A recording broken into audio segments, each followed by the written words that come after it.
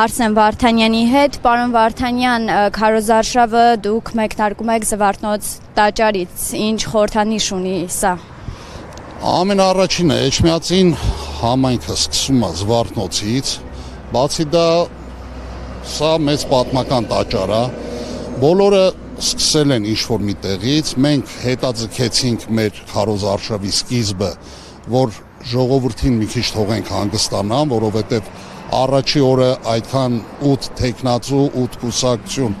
քարոզարշավ ժողովրդին բժշկացնելու ենք։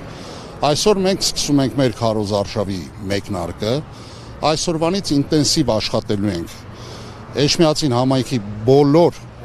գյուղերում, ովքեր ընտրել եւ Խոյ համայնքի գյուղերում, կներեք Էջմիածին քաղաքում, եւ մենք գնում ենք դեպի հաղթանակ։ Մեր թեկնածուն, ինչպես գիտեք, մեր կուսակցության անդամն է, Էջմիածինի աղավնատան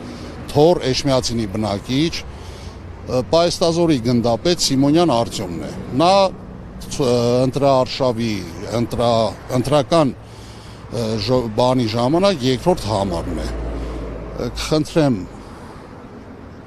ծանոթանանք նաև մեր թեկնածուի հետ։ Ճիշտ է, ինքը զինվորական է եղել, երկար տարիների ծառայություն ունի եւ ոնց ես հայտարարել եմ, նաեւ մենք Պայստազորի սպաներով որոշել ենք ծառայենք քաղաքական իշխանություններում, քանզի նկատելով քաղաքային իշխանությունները ոչ մեկ չունի այդպիսի փորձ կառավարում եւ չեն կարում իրականացնել այն բաները, որը զինվորականը դժվարին պայմաններում կարում է որոշումներ ընդունի եւ իրականացնի դա։ Ես էլ եմ շնորհակալ։